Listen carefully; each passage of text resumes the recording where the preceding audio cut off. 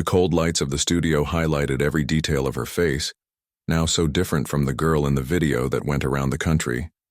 The same video he had posted mockingly years ago, laughing at the simple girl who declared her love so emotionally. At that time, she was wearing a cheap dress that she had made herself, and her voice trembled as she said she loved him, without knowing she was being recorded. The hidden camera showed her eyes shining with innocence, while he laughed soon. After, surrounded by friends who encouraged him, "Post this, it will go viral. Who still believes in that kind of love?" And it went viral, not for the right reasons. She became a national joke, and he, an icon of the networks, a symbol of mocking masculinity and easy success. But on that stage, under the merciless lights, with millions watching live, he was the one who lost his footing. Because the woman sitting at the judge's table was no longer the poor, in-love woman. She was the most feared figure among the contestants, and she was not looking at him with anger. What was in her eyes was silence. Silence, loaded with history. That morning, before the live show, he didn't even pay attention to the names of the guest judges. He was convinced that he would win another round of the $1 million startup competition. After all, he was the audience's favorite. But as soon as she started speaking, her voice struck him like a blade through time. It was the same intonation as before, firm, sensitive, and now with a stronger, more mature timbre. She didn't say her name on air, nor did she mention the video. But when she asked a simple question about business ethics, citing an old case of unauthorized public exposure, the audience seemed to stiffen. He sweated. He tried to maintain control. He choked. She just smiled slightly and thanked him for the answer with the elegance of someone who has everything and needs to say nothing. That was when the tables turned. Not because she confronted him directly, but because the entire country saw on national television that the man behind the arrogance trembled before the woman he had once humiliated, and who was now deciding his fate with the same voice he had tried to silence. The studio where everything happened was an old remodeled factory in the center of a cosmopolitan capital. With tall windows, exposed metal structures, and a circular stage in the center, the setting was perfect for the spectacle of vanity and inflated egos. It was there that the great names of modern entrepreneurship met to judge ideas, cut short dreams, or transform them into fortunes. The cameras slid along invisible tracks, capturing every reaction, every hesitation. On that particular night, the atmosphere was even more charged. The auditorium, packed with businessmen, journalists, and influencers, murmured anxiously. One of the most eagerly awaited participants was about to take the stage. Caio Ferraz, creator of an emotional intelligence app that promised to teach ordinary people to control their emotions with algorithms. Handsome, self-confident, and media-savvy, Caio had built an empire in 5 years. He came from a wealthy family, studied abroad, surfed the wave of digital success, and became a kind of social media star, always surrounded by flashes and stunning women.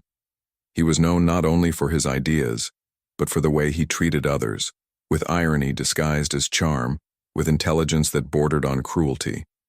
The audience applauded him as an artist, and he entered the stage as such, distributing smiles that did not touch his eyes. But that day, there was something different in the way he walked. A slight discomfort, a shift in his gaze. Maybe it was the cold of the night or the weight of something he still could not name. Meanwhile, among the judges, a new guest drew attention not for her brilliance but for her firm presence. Dark-haired, her hair tied up with sober elegance, her expression serene. She dressed with classic simplicity, a raw linen blazer without visible marks, discreet makeup. But something about her made the other judges lean in when they heard her. It was Clara, although no one on stage had yet recognized her full name. The production had not disclosed her past, only that she was one of the most discreet investor partners in the digital literary market. Her published books had sold millions, but the public did not know her face. Not yet. Clara just watched, with eyes that saw beyond the performance, beyond the makeup. She listened, and that was what scared Caio the most. He felt her before he saw her, and for some reason, When he greeted her quickly, something in his voice caught for a moment. She responded with a slight nod, and that was enough. Because in that silence he felt that this woman knew him, and that somehow, this show would not be like the others. Clara grew up in a forgotten village in the countryside, where the dust never seemed to settle and the wind scratched the windows of humble houses as if it wanted to take them back to nothingness. Her mother, a seamstress with sad eyes, lived to mend what life tore every day. Her father left when she was 8 years old, taking only a suitcase and leaving behind silence. He never sent a letter, never gave any news.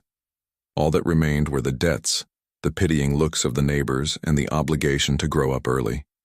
Clara learned not to cry in public, to hide the emptiness of her plate with excuses and to pretend that going to bed early was a choice, not a lack of light.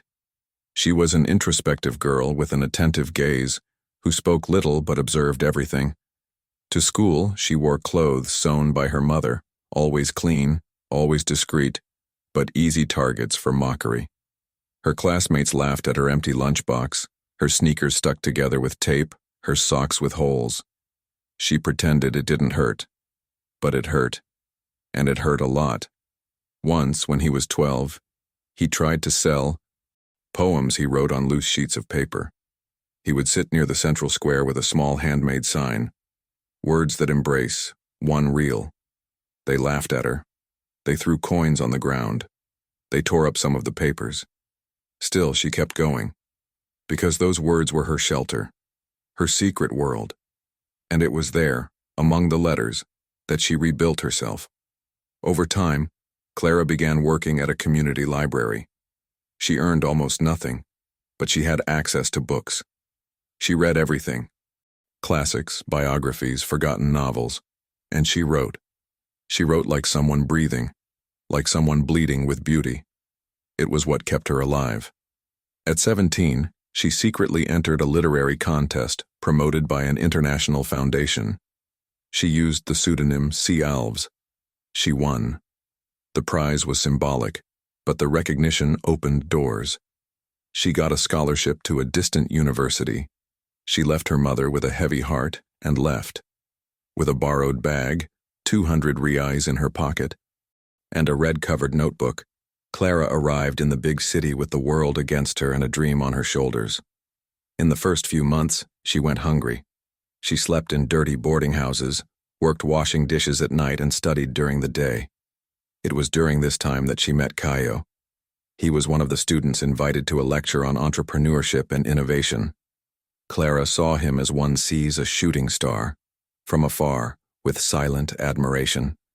She never imagined that, years later, he would be the one to fall before her light.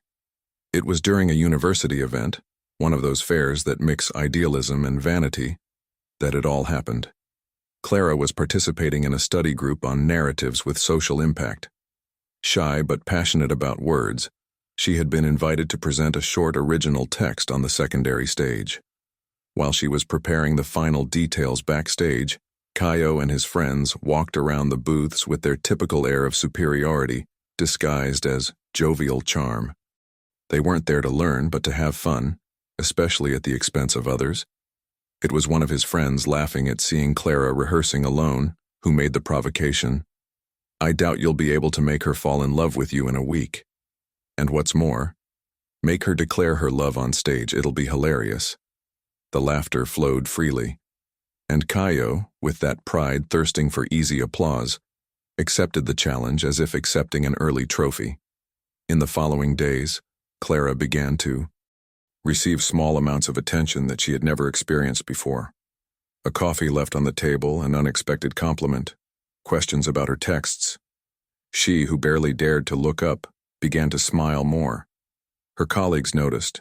They said she was different, lighter. What no one saw was the trap closing gently. Until, on the last day of the fair, he invited her to go up on stage before his own performance. He said he wanted to pay tribute to someone special. She hesitated, was suspicious, but her eyes shone with an old desire, to be seen, to be noticed, to be loved. She went up, and there, at the microphone with the audience in anticipation, She spoke about how words save people from oblivion, how a gesture can change someone's inner world. And with her heart beating, she said she believed in love. He said that falling in love was an act of courage, and that sometimes love came as a surprise that changed everything. She didn't mention any names, but the hidden camera, installed by one of Kayo's friends, was already on. The recording went viral 2 days later. Clara, with her simple dress and her trembling voice, became a joke on social media. Memes, dubbing, edited cuts. The video was shared by thousands, and the first person to share it was Kayo, with the caption, "It almost seems like it's me." The pain was excruciating, not only because of the exposure, but because of the breaking of the only thing she still carried intact, her belief in sincere affection. She deleted her social media. She cried in silence, but she swore to herself between sobs and tear-stained pages that this would be the last day she would allow anyone to laugh at her soul. When Clara met him again years later, in the glass-enclosed lobby of the station that broadcast the program, time seemed to dissolve like fog in the sun. It was the first time she and Kayo had been face-to-face since the episode that had left its mark on his soul. He didn't recognize her right away. He walked past her distractedly, talking on the phone, exuding confidence as if nothing around him mattered. He wore an expensive suit, shoes that shone under the mirrored floor, and the same vain smile as always. But Clara saw him, every gesture, every word inflated with self-confidence. She observed with the silence of someone who knows the emptiness behind every facade. When the program's production began, the judges didn't have access to the participants until the day of the recording. When his name appeared in the final agenda, Clara felt a twinge in her stomach. But she didn't look away. She just closed her eyes for a moment, took a deep breath, and went back to writing her notes. On the day of the presentation, the official meeting took place in the judge's dressing room. He walked in smiling, greeting everyone with performance hugs, as if he were on a red carpet. When he reached her, he automatically extended his hand, but hesitated when he met her steady, familiar gaze. "Clara?" It took him 2 seconds to remember, but he did. She saw the memory form on his face like a shadow, and the silence that followed was more eloquent than any accusation. She simply responded with a dry, "Good afternoon," and went back to looking at the papers in front of her. He tried to maintain his posture, but his smile was already crooked. During the presentation, Clara was precise. She listened to Kayo's proposal attentively and noted critical points, not about the technology but about the discourse behind the brand. She spoke of the lack of emotional responsibility in the way he addressed human frailties. She used technical terms, but each sentence carried the unspoken memory of what he had caused. And the more she spoke, the more he sweated. The audience did not know their past, but they felt something strange in the air. A tension that escaped their eyes but vibrated in their gestures. At the end, Clara thanked him for the exhibition and wished him luck. Nothing more. Nothing less. But that brief contact, full of restraint, was the first blow. Because now she was the one leading, and he was finally beginning to understand that there was something in that woman that no amount of fame could erase. The dignity of someone who had already gone through hell and returned with her eyes at peace. The live broadcast had already begun when the tension between Clara and Kayo began to be felt, not only on air, but in the online comments that appeared like digital barbs on the moderators' screens. The technical team found the discomfort strange. The cameras seemed to instinctively seek out the glances that crossed by accident. And during Kayo's presentation, something escaped the rehearsed choreography. He, always so eloquent, began to stutter slightly as he tried to explain the social impact of his app. He mentioned technical terms and cited impressive numbers, but there was something forced in each sentence. Clara, sitting upright with her pen resting between her fingers, listened to everything with the same silence that a judge listens to a defendant lie.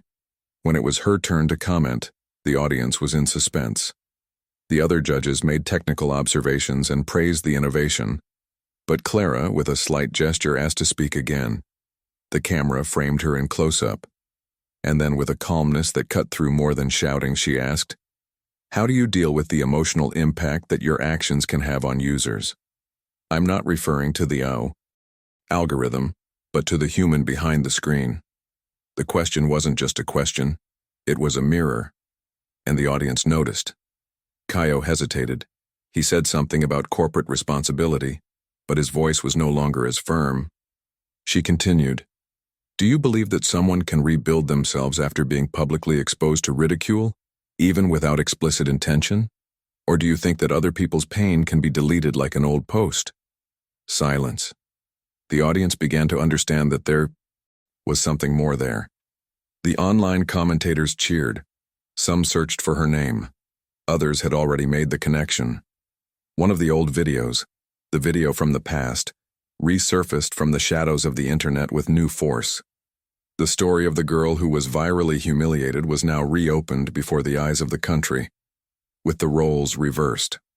Kaio tried to end the moment with a joke, something about lessons learned from the past, but the joke didn't get any laughs.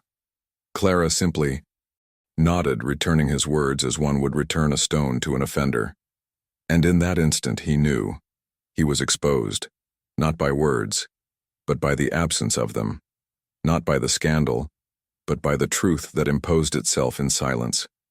And what destroyed him the most was the realization that she was not seeking revenge. She did not scream. She did not point. She did not condemn him. She simply existed there, before him, intact. And that was the greatest punishment he had ever imagined receiving. As the stage was leaving, the backstage area was plunged into a strange kind of silence.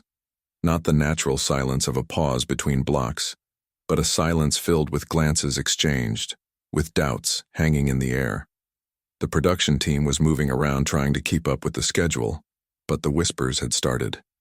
The social media team had already noticed the rebirth of an old video, now associated with Clara's name.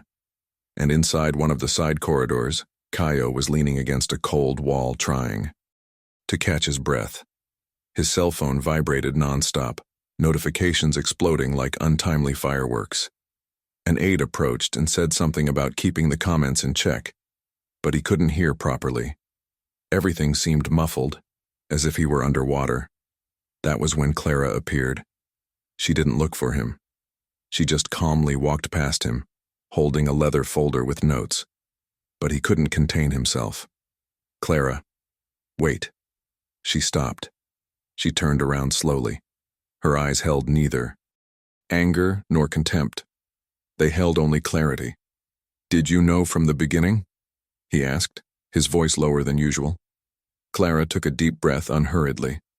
"Since the day I saw your name among the candidates. Do you think I would forget?" He lowered his eyes. "Why didn't you confront me? Why didn't you say anything before?" She smiled slightly, but the smile was as cold as winter. "Because I didn't come here for you, Kaio. I came for myself. For the woman I had to become after that day. For the girl who cried for nights without understanding why being sensitive was a reason for mockery." He tried to justify himself, to say that he was young, immature, that he didn't know how much it would affect her. But she interrupted with firm kindness. "You knew exactly what you were doing. Maybe you didn't know the pain, but you knew the intention." He fell silent, and she continued, "I didn't need to plan anything. Life took care of bringing you here. And I just did what I learned to do. Listen, observe and decide in silence." Before she left, she looked into his eyes one last time. "I don't expect you to regret it for me. I hope that, at least once, you look inside without looking away." And she left, leaving behind a man she had never known how to lose. Until now. That night, Kaio couldn't sleep. The luxurious apartment with a view of the city, the motorized blinds, the imported wines in the cellar. Everything seemed artificial compared to what he had experienced in the studio. For the first time in a long time, he felt smaller than his own name. And it wasn't because of the video that was resurfacing furiously on social media, nor the acidic comments that were now flooding his pages. It was because of her gaze. There was something about that woman that he couldn't ignore. something that didn't match the wounded pride or vanity he knew so well. She was a mirror that, for the first time, showed who he really was. He decided to scour the internet. He searched for her full name, her recent publications, her edited books. And then he discovered what no one had said. Clara was much more than an occasional judge. She was the founder of one of the largest independent literature platforms in the country, responsible for revealing hundreds of new authors, many of them coming from forgotten communities with stories similar to hers.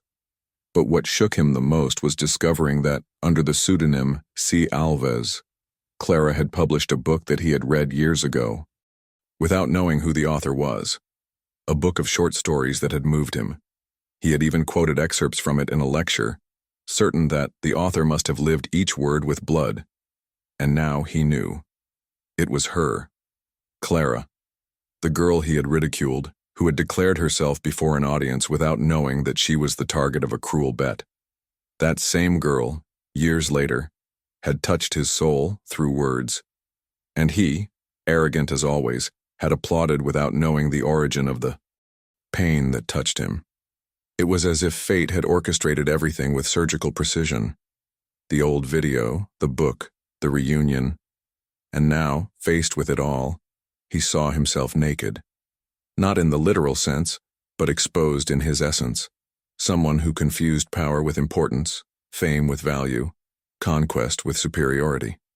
He sat there on the cold floor of the living room, with his laptop on his lap and the lights off, rereading the passage from the book that had had the greatest impact on him. Sometimes, silence is the only cry that saves. At the time, he hadn't understood.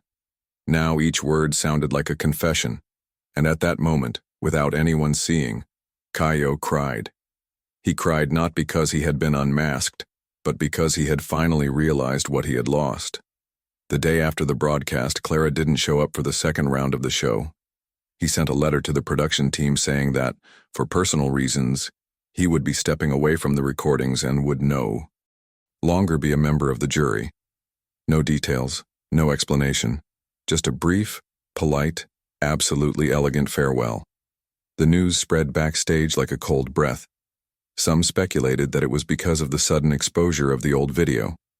Others thought it was a strategy, that she had done what she needed to do and decided to go out on top. But Caio knew. He knew it wasn't an escape. It was closure. Clara hadn't come to confront, but to free herself from an old pain. And now, with everything said in silence, she could move on. And he, for the first time, didn't know where to turn. He tried to look for her.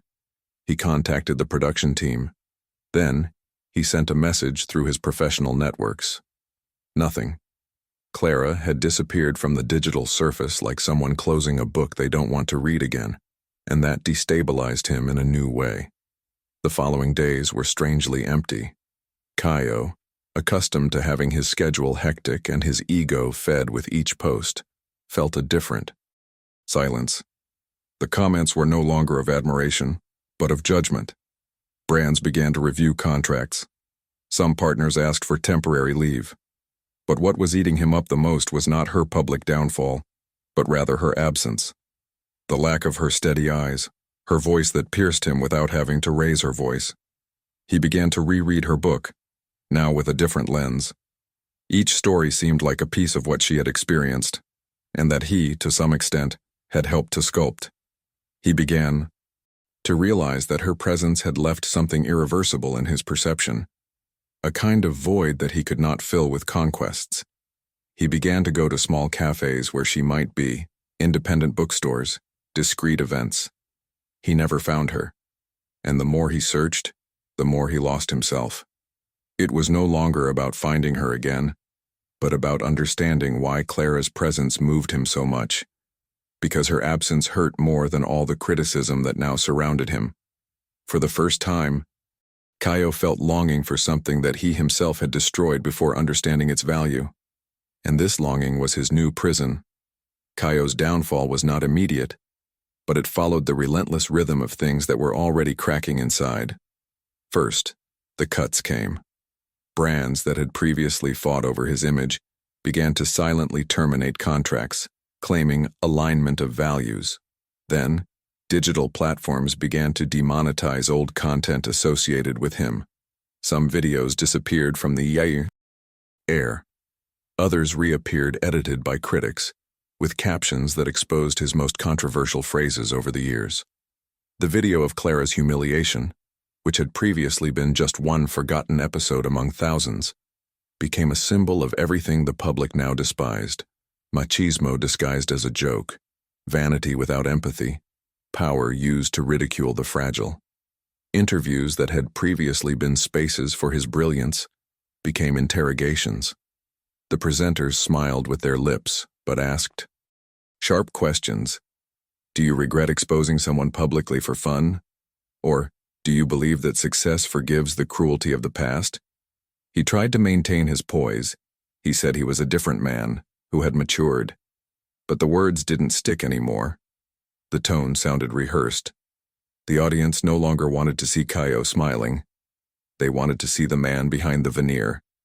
And he himself no longer knew who he was. One of the most symbolic moments happened at an awards ceremony for young entrepreneurs.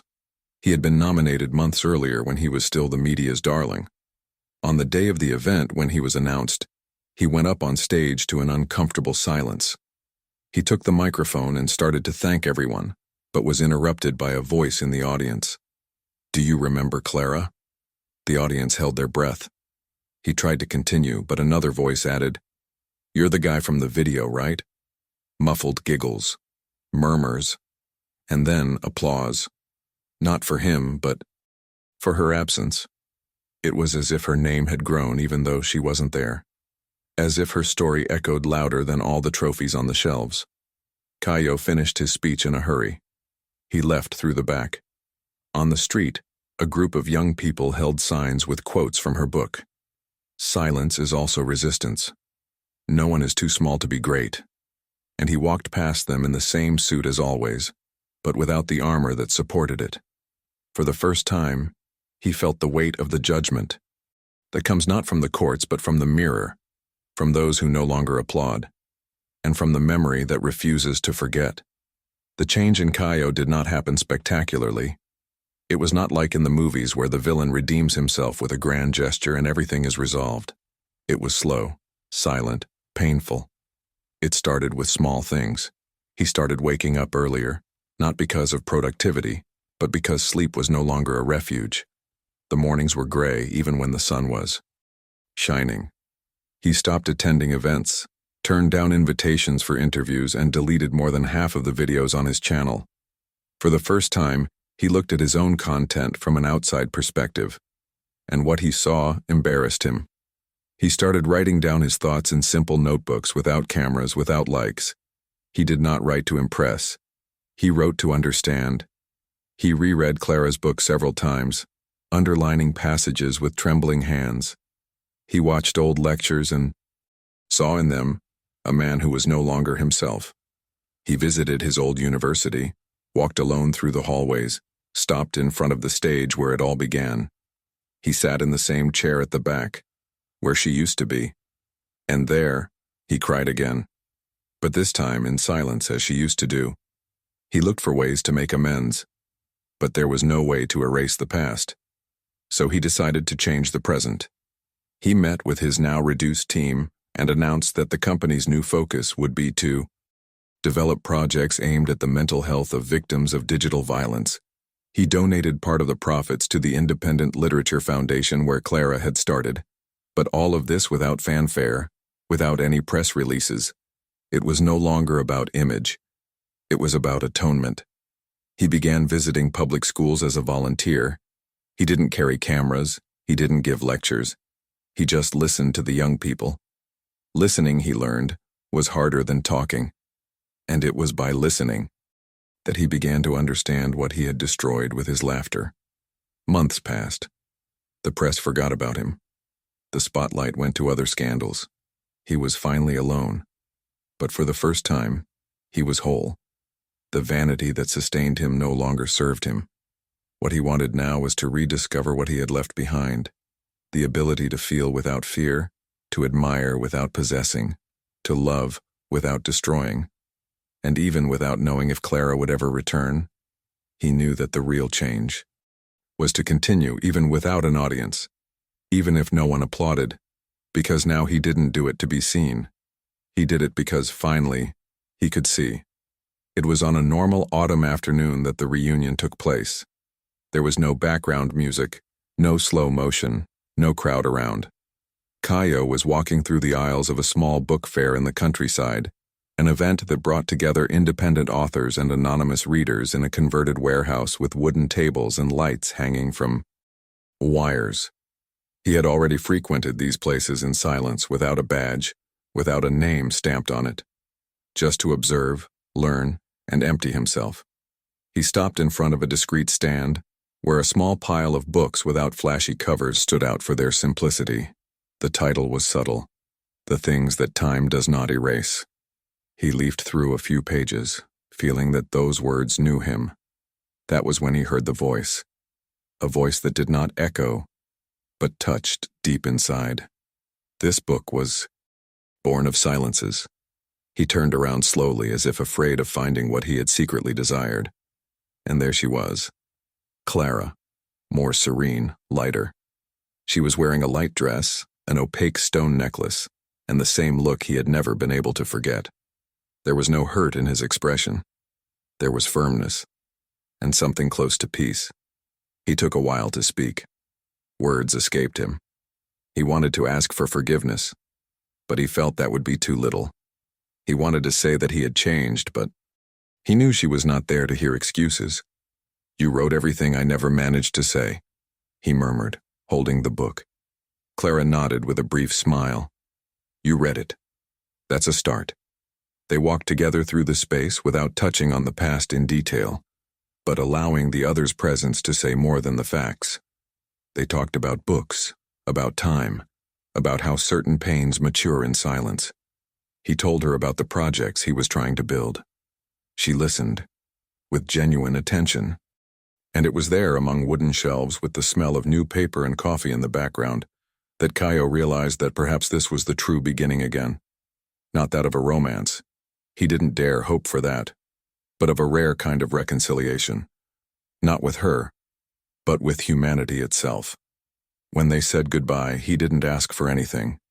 He simply thanked her, and she, with the delicacy of someone who has already understood everything, replied, "Some stories cannot be started again, but they can at least end with dignity." In the days that followed that unlikely reunion, Kaio didn't look for her. He didn't expect anything else either. What had been said, even if only between the lines, seemed enough. But a week later he was surprised by an envelope discreetly left in his mailbox. No sender, just her name, handwritten in a handwriting he recognized immediately. Inside was a single, carefully folded sheet of paper. Clara had written a few lines. "There are wounds that never heal with apologies, but there are gestures that close the cycle with respect. You chose to change, and I saw that. Not for me, but for you. That matters. What was destroyed will not be rebuilt in a hurry, but there is a new peace between us now, and for that, I forgive you. Not to forget, but so that the memory no longer hurts. No signature, no date. But those words echoed in Kaio like no other. He sat with the letter in his hands, eyes filled with tears, without needing to say anything to anyone. Clara didn't ask for contact. She didn't open any doors. But she gave him what he never expected, the right to no longer be that man. And that, for him, was more than absolution. It was liberation. Her decision, expressed with such sobriety, was like a straight line between past and present, marking the boundary between what was and what would never be again. There was no meeting to seal it. There was no final embrace. She went on with her life, her books, her silences, and he, now in another city, began to give free workshops in communities using words as listening tools. He never again used his own name as a brand. He preferred the anonymity that accompanies those who have understood the value of humility. On his desk, Clara's letter rested under a bird-shaped paperweight. It was his daily reminder that forgiveness is not forgetting. It is healing memory. And in that restrained gesture, in that mature and unspectacular decision, she had offered him not a new beginning by her side, but a chance to move on with dignity. And that was enough. A gray afternoon was beginning to fall over the city, and the park seemed suspended in time. The trees swayed gently, and the wind carried dry leaves in silent circles. On the far bench, in the shade of a plane tree, Caio sat with a notebook on his lap. He was wearing a simple blouse, worn shoes, and a wool coat. No watch on his wrist. No phone nearby. Beside him, a pile of small books with handmade covers. He didn't speak. He just watched the people passing by, their ordinary faces, their hurried steps. Every now and then someone would stop and pick up one of the books. There was no price, just a handwritten note. If it touches you, take it. A child ran up to him, pointing to the sky. Caio looked up and saw a flock of birds slowly crossing the sunset, like black lines drawing invisible paths in the air. He smiled. Not at anyone. He just smiled. And beside him, amidst the pages left on the bench, lay one last copy. On it, a dedication written in faded blue ink. To all those who learned to rebuild themselves in silence. Then the wind took a leaf, and he didn't run after it. He just stood there, motionless, like someone who finally understood that some things, in order to have meaning, just need to be let go. If you've come this far, it's because this story spoke to you in some way. So I invite you to write in the comments. I believe in the power of silence. Only those who felt this story until the end will understand. Take advantage and leave your like. It helps this channel a lot to continue bringing stories that truly touch people. Subscribe too, because here each video has a hidden truth waiting for you. And now, don't leave. The next video with an even more exciting story is already appearing on the screen. Click to watch. I'll wait for you there.